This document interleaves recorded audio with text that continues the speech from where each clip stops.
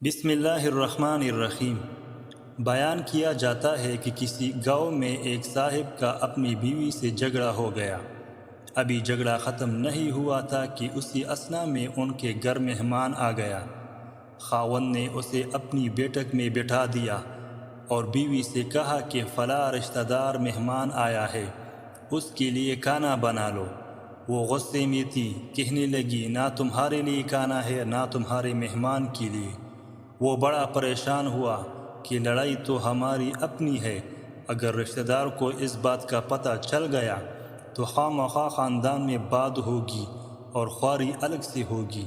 لہٰذا خاموشی سے آ کر مہمان کے پاس چپ چاپ بیٹھ گیا۔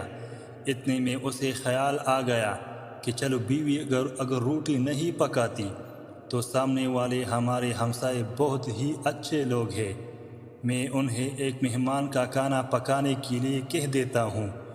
چنانچہ وہ ان کے پاس گیا اور کہنے لگا کہ بیوی کی طبیعت آج کچھ خراب ہے، لہٰذا آپ ہمارے مہمان کے لیے کھانے کا انتظام کر دیں۔ انہوں نے کہا ٹھیک ہے۔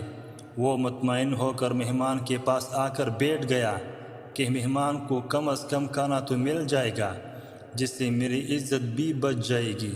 تھوڑی دیر کے بعد مہمان نے کہا کہ ذرا ٹھنڈا پانی تو لا دیجیے۔ وہ اٹھا کہ گھڑے کا ٹھنڈا پانی لاتا ہوں۔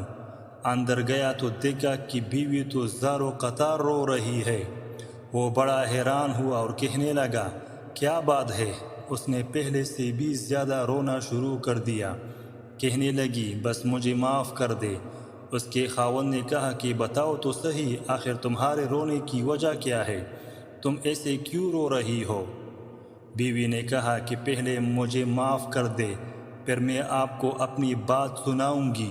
خیر، اس نے کہہ دیا کہ جو لڑائی جھگڑا ہوا ہے میں نے وہ دل سے نکال دیا ہے اور تمہیں معاف کر دیا ہے۔ پھر وہ کہنے لگی کہ جب آپ نے آ کر مہمان کے بارے میں بتایا اور میں نے کہہ دیا کہ نہ تمہارے لیے کچھ پکے گا اور نہ ہی تمہارے مہمان کے لیے کچھ پکے گا تو آپ چلے گئے، مگر میں نے دل میں سوچا کہ لڑائی تو میری اور آپ کی ہے اور یہ مہمان رشتہ دار ہے، ہمیں اس کے سامنے اپنے جھگڑے کی پول نہیں کھولنا چاہیے۔ چنانچہ میں اٹھی کہ کھانا بناتی ہوں۔ جب میں باورچی خانے میں گئی تو میں نے دیکھا کہ جس بوری میں ہمارا آٹا پڑا ہوتا ہے، ایک سفید لباس شخص اس بوری میں سے آٹا نکال رہا ہے۔ میں یہ منظر دیکھ کر سہم سی گئی۔ وہ مجھے کہنے لگے کہ اے خاتون، پریشان نہ ہو، یہ تمہارے مہمان کا حصہ تھا جو تمہارے آٹے میں شامل تھا۔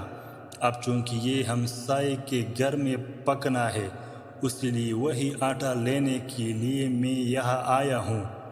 اس واقعے سے ثابت ہوتا ہے کہ مہمان بعد میں آتا ہے، جبکہ اللہ تعالیٰ اس کا رزق پہلے بھیج دیتا ہے۔